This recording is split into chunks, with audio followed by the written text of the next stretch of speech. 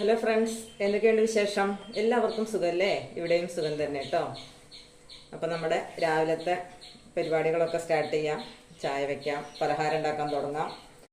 ഇത് ഇന്നലത്തെ വീഡിയോ ആണ്.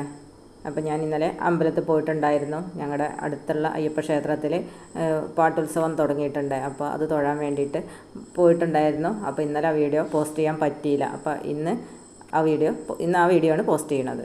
രാവിലെയും വൈകിട്ടും പാട്ടുഘോഷം നടക്കുന്നുണ്ട് കേട്ടോ.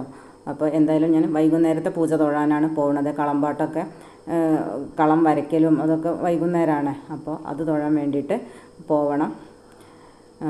അപ്പോൾ നമ്മുടെ രാവിലത്തെ പരിപാടികളൊക്കെ സ്റ്റാർട്ട് ചെയ്യാം. അപ്പോൾ ഇന്ന് നോൺ വെജ് ഒന്നും ഉണ്ടാക്കണ്ടെന്ന് വിചാരിച്ചിട്ടുണ്ട്. അപ്പോൾ ഇന്നലെ ദോശയ്ക്കൊന്നും മാവൊന്നും ആട്ടി വെച്ചിട്ടുണ്ടായിരുന്നില്ല. അപ്പോൾ ഇന്ന് ഉപ്പുമാവും പഴവും ഉണ്ടാക്കാമെന്ന് വിചാരിച്ചു. പഴം നമ്മുടെ വീട്ടിൽ തന്നെ ഉള്ളതായതുകൊണ്ട് റവ ഉപ്പുമാവും പഴവും ഉണ്ടാക്കി. അപ്പോൾ അടുക്കളയിലെ മറ്റ് പരിപാടികളൊക്കെ ഫുഡ് ഉണ്ടാക്കുന്ന കാര്യങ്ങളൊക്കെ നേരത്തെ തന്നെ എല്ലാതും നോക്കാം. എല്ലാം ഒരുക്കി വെച്ചിട്ട് വേണം സന്ധ്യയാകുമ്പോഴേക്ക് പോകണം. ദീപാരാധന മുതൽ തൊഴാലോ. അപ്പോൾ അതിന് വേണ്ടിയിട്ട് നേരത്തെ തന്നെ പോകാം. അപ്പോൾ അടുക്കളയിലെ പണികളൊക്കെ കഴിഞ്ഞ് എല്ലാം വീട്ടിലത്തെ ജോലികളും ചെയ്ത് തീർത്തിട്ട് വേണ്ടേ. അപ്പോൾ അതുകൊണ്ട് നേരത്തെ തന്നെ എല്ലാ കാര്യങ്ങളും അങ്ങോട്ട് ചെയ്യാമെന്ന് വിചാരിച്ചു. പിന്നെ ഈവനിങ് ചെയ്യുന്ന കാര്യങ്ങളൊക്കെ നേരത്തെ തന്നെ ചെയ്യണ്ടേ. അപ്പോൾ അതുകൊണ്ട് ഇനി ഒട്ടും വൈകണില്ല, ഒക്കെ സ്പീഡിയായിട്ട് ചെയ്യാമെന്ന് വിചാരിച്ചു. അടുക്കളയിലെ പണികളൊക്കെ അങ്ങോട്ട് തീർത്ത് കഴിഞ്ഞാൽ നമുക്ക് ബാക്കി അടിക്കൽ തുടയ്ക്കൽ അങ്ങനെയുള്ള കുറേ കാര്യങ്ങൾ അതൊക്കെ ചെയ്യാം. തിരുമ്പാൻ ഉള്ളത് ഞാൻ കുളിക്കുന്നതിന് മുന്നേ തിരുമ്പി അവിടെ ബക്കറ്റിലാക്കി വെച്ചിട്ടുണ്ട്. ഇനി അത് നിവർത്തിയിടാനേ ഉള്ളൂ കേട്ടോ. അപ്പോൾ അങ്ങനത്തെ കാര്യങ്ങളൊക്കെ ഞാൻ ഓരോന്നും എവിടേക്കൊക്കെ പോകാണ്ടെങ്കിൽ നമ്മൾ അതിനനുസരിച്ചിട്ട് ഇങ്ങനെ പ്ലാൻ ചെയ്തിട്ട് നടപ്പാക്കുമല്ലോ. അപ്പോൾ ഇന്ന് വെണ്ടയ്ക്ക കൊണ്ടുള്ളൊരു ഉപ്പേരിയാണ് തയ്യാറാക്കുന്നത്. അപ്പോൾ വെണ്ടയ്ക്ക സാവകാശം ചെറിയ തീയിലിട്ടിട്ട് ഇങ്ങനെ വലിച്ചെടുക്കണം. അപ്പോൾ സവോളയും പച്ചമുളകും കറിവേപ്പിലയും കടുകൊക്കെയാണ് വറവ് ചേർത്തിട്ടുള്ളത്. ഇങ്ങനെ അതിൻ്റെ ആ കൊഴുപ്പൊക്കെ പോകുന്നത് വരെ നമ്മളിങ്ങനെ ഇളക്കി വലിച്ചെടുക്കണം. പിന്നെ അടച്ച് വെച്ചിട്ട് തീയൊക്കെ സിമ്മിലാക്കിയിട്ട് അങ്ങനെ വേവിച്ചെടുക്കുക. അപ്പോൾ വെണ്ടയ്ക്കൊന്നും പൊടിഞ്ഞ് അങ്ങനെ ആവുമൊന്നുമില്ല. അപ്പോൾ എൻ്റെ ഉപ്പേരി ഉണ്ടാക്കലും ചായയുടെ പലഹാരം ഉണ്ടാക്കലൊക്കെ കഴിഞ്ഞിട്ടേ ഉള്ളൂ കേട്ടോ. അത് കഴിഞ്ഞിട്ട് ഞാൻ മുറ്റം അടിക്കണം. പിന്നെ അടയ്ക്ക് കുറച്ച് മഴ പെയ്തപ്പോൾ വാരി വെച്ചതായിരുന്നു. അപ്പോൾ ഇതൊക്കെ വീണ്ടും കൊണ്ടുവന്ന് പരത്തിയിട്ടതാണ് കേട്ടോ.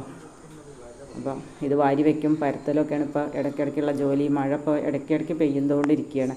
അപ്പോൾ അത് നനഞ്ഞു കഴിഞ്ഞാൽ അടയ്ക്കൊക്കെ കറക്കും എന്നൊക്കെയാണ് പറയണത്. അപ്പോൾ അതുകൊണ്ട് നമുക്കത് വിലയ്ക്ക് വിൽക്കാനൊന്നും പറ്റില്ല. അപ്പോൾ അതുകൊണ്ട് ഇതിപ്പോൾ ലാസ്റ്റ് പറിച്ചതാണ്. അപ്പോൾ അതൊക്കെ ഞാൻ കോഴി വെച്ചിട്ടും പിന്നീട് രാവിലെ എടുത്ത് വെയിലത്ത് പരത്തിയിട്ടും അങ്ങനെയൊക്കെ പോകുന്നു എൻ്റെ ഓരോരോ ദിവസങ്ങൾ.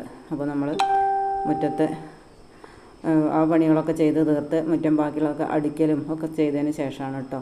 അപ്പോൾ ഞാൻ വിരിച്ചിടാമെന്ന് അടിക്കിയ തുണിയൊക്കെ ഒന്ന് വിരിക്കാമെന്ന് വിചാരിച്ചിങ്ങനെ പോകുന്നതാണ്. പിന്നെ ചാമ്പയ്ക്കൊക്കെ ഇപ്പോൾ നന്നായിട്ട് പഴുക്കാറായി നിൽക്കുന്നുണ്ട്. പിന്നെ ഞാനൊരു തോട്ടിയൊക്കെ എടുത്തിട്ട് നമ്മുടെ പേരയ്ക്ക ഒന്ന് എഴുതുമ്പോൾ നിൽക്കുന്നുണ്ടായിരുന്നു കേട്ടോ. അപ്പോൾ അതൊക്കെ അറുത്തെടുത്തു. ഇപ്പോൾ നല്ല ടേസ്റ്റ് ആയിരിക്കും. കാരണം നല്ല വെയിലും ചൂടൊക്കെ ഉള്ളത്. ഇപ്പോൾ പഴുത്താൽ നല്ല മധുരമാണല്ലോ. അപ്പോൾ അതുകൊണ്ട് നല്ല വലിപ്പമുണ്ട്. അപ്പോൾ അത് ഞാനൊന്ന് അറുത്തെടുത്തു. അങ്ങനെ പിന്നെ ചെടികളൊക്കെ ഒന്ന് നനയ്ക്കണമെന്ന് വിചാരിച്ചിട്ട് ബക്കറ്റൊക്കെ എടുക്കാൻ വേണ്ടിയിട്ട് പോകുന്നതാണ്. അപ്പോൾ നമ്മുടെ തെച്ചിയൊക്കെ ഇപ്പോൾ നനച്ചതുകൊണ്ടാണ് തോന്നുന്നുണ്ട് ഭയങ്കരമായിട്ട് പൂവിട്ട് നിൽക്കുന്നുണ്ട്. നല്ല കളറുമുണ്ട്.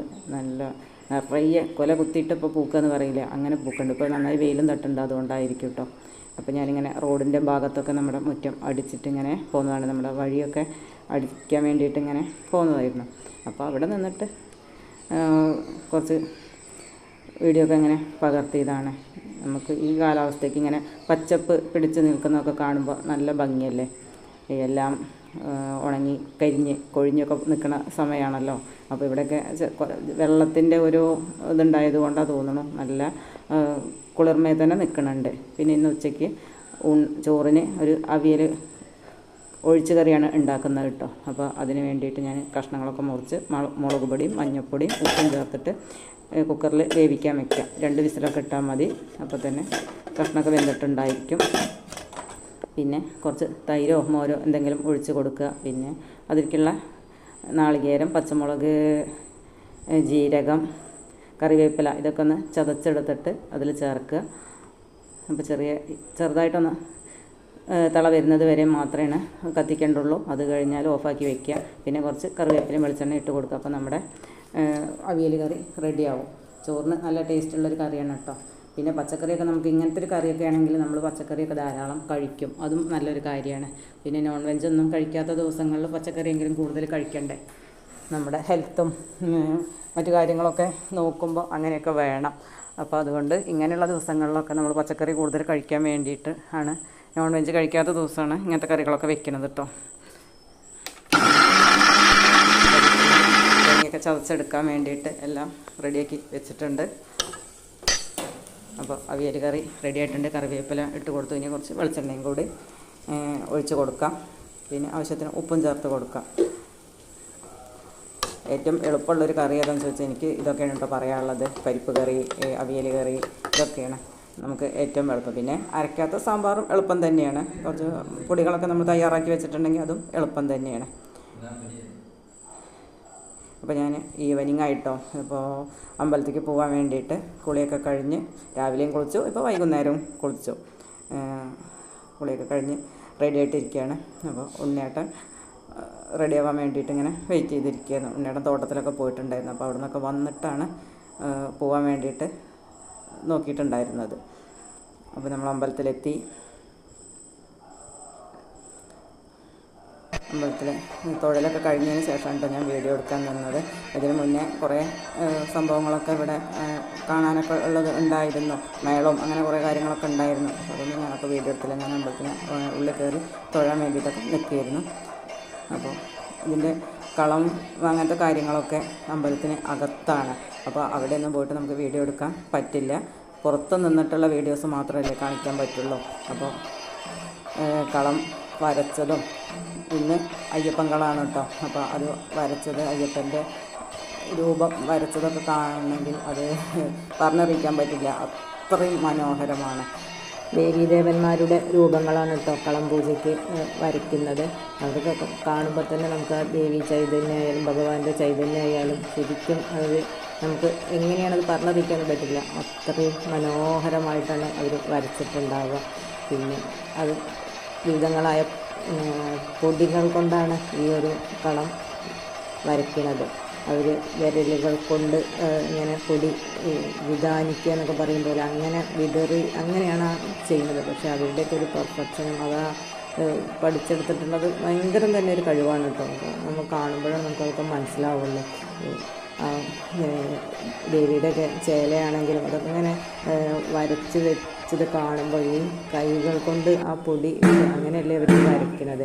അപ്പോൾ അതൊക്കെ കാണുമ്പോൾ തന്നെ നമുക്ക് അതിൻ്റെ ഒരു മഹത്വം എത്രയാണ്, അതിൻ്റെ ഒരു ഭംഗി എത്രയാണെന്നൊക്കെ നമുക്ക് തിരിച്ചറിയാൻ കഴിയും. നല്ല ഭംഗി, ആ കളറ് കൂട്ട് തന്നെ നമുക്ക് കാണുമ്പോൾ തന്നെ അതിൻ്റെയൊക്കെ ഒരു ഭംഗി എത്രയാണെന്ന് മനസ്സിലാവും. അരിപ്പൊടി, പിന്നെ കരിപ്പൊടി, മഞ്ഞൾപ്പൊടി, പച്ചപ്പൊടി, ചുവന്ന പൊടി, ഇങ്ങനെയൊക്കെയുള്ള കുറേ പൊടികളാണ്. അതിന് പ്രത്യേക തരം ഇലകളാണ് കേട്ടോ. ഏത് ഇലയാണ് ഉണക്കി പൊടിച്ചതെന്ന് ചോദിച്ചാൽ എനിക്കറിയില്ല. അങ്ങനെ അതിനൊക്കെ പ്രത്യേക തരം ഇലകളാണ് ഉണക്കി പൊടിച്ചിട്ടാണ് പച്ചപ്പൊടിയൊക്കെ തയ്യാറാക്കുന്നത്. പിന്നെ ചുവന്ന പൊടി തയ്യാറാക്കുന്നത് മഞ്ഞളും അരിപ്പൊടി നൂറും ഒക്കെ ചേർത്തിട്ടാണ് എന്നൊക്കെ തോന്നുന്നു. അങ്ങനെയൊക്കെ തന്നെയാണ്. കുറേ ദിവസമായിട്ടുണ്ട് കേട്ടോ ഈ പാട്ട് ഘോഷം തുടങ്ങിയിട്ട്. അപ്പോൾ ഞാൻ ഇന്നും തൊഴാൻ വരണമെന്ന് വിചാരിക്കും. പക്ഷേ ഇന്നാണ് എനിക്ക് അവസരം കിട്ടിയത്. അമ്പലത്തിനകത്തായതുകൊണ്ടാണ് വീഡിയോ എടുക്കാൻ പറ്റാതിരുന്നത്. അവിടെ ആണത് വരച്ചിട്ടുള്ളത്, അവിടെയാണ് അതിൻ്റെ പൂജയും മറ്റ് കാര്യങ്ങളൊക്കെ ഉള്ളത്. അപ്പോൾ ഇന്ന് താലൊക്കെ എടുത്തിട്ടുണ്ടായിരുന്നു. അങ്ങനെ ഒരുപാട് പ്രത്യേകത ഉള്ള ദിവസങ്ങളാണ് ഇപ്പോൾ ഈ പാട്ടിൻ്റെ ദിവസങ്ങൾ. പാട്ടുഘോഷം അല്ലെങ്കിൽ പാട്ടുത്സവം എന്നൊക്കെയാണ് ഇതിനൊക്കെ പറയാറുള്ളത് കേട്ടോ. ഞങ്ങൾ തിരുവാതിര കളിച്ചതും ഈ അമ്പലത്തിൽ തന്നെയാണ് കേട്ടോ, അയ്യപ്പ ക്ഷേത്രത്തിൽ. അപ്പോൾ അന്ന് ഞാൻ വന്ന് പോയതാണ്. ഇപ്പോൾ കുറേ ദിവസമായി ഇവിടെ പാട്ടുത്സവം തുടങ്ങിയിട്ട് എന്നും വരണം തൊഴണം എന്നൊക്കെ വിചാരിക്കും. പക്ഷേ നമുക്ക് സാഹചര്യങ്ങളും കൂടി ഒത്തു വരണ്ടേ. നമ്മൾ ആഗ്രഹിച്ചതുപോലെ എല്ലാം നടക്കുന്നില്ലല്ലോ. അപ്പോൾ എന്നും വിചാരിക്കും രാവിലെ വന്ന് തൊഴാം, അല്ലെങ്കിൽ അന്ന് വിചാരിക്കും വൈകിട്ട് വരാം എന്നൊക്കെ വിചാരിക്കും. പക്ഷെ അന്ന് സാധിച്ചിട്ടുണ്ടായിരുന്നില്ല. പക്ഷേ ഇന്ന് പ്രത്യേകതയുള്ള ഒരു ദിവസം കൂടിയായിരുന്നു ഇന്ന്. അതുകൊണ്ടാണ് ഇങ്ങനെ ഉള്ള ഇതൊക്കെ കാണുന്നത് കേട്ടോ. ഇത്ര ഗംഭീരമായിട്ട് ഇന്നത്തെ ഒരു ദിവസത്തിൻ്റെ പ്രത്യേകതയാണ്. ഇന്ന് അയ്യപ്പൻകളം പാട്ടാണ്. അപ്പോൾ കുറച്ച് പ്രത്യേകതയായിട്ടാണ് ഇന്നുള്ളത്. അപ്പോൾ ഏതായാലും ആ ദിവസം തന്നെ എനിക്ക് തൊഴാൻ കഴിഞ്ഞത് അതും ഒരു നല്ല ഭാഗ്യമായിട്ട് തന്നെ ഞാൻ കരുതുന്നു. അപ്പോൾ ദേവനെ എഴുന്നള്ളിക്കുന്ന ഒരു ചടങ്ങാണ് ഇപ്പം നടന്നുകൊണ്ടിരിക്കുന്നത് കേട്ടോ. അപ്പോൾ ഇതിലൊക്കെ പങ്കെടുത്തു.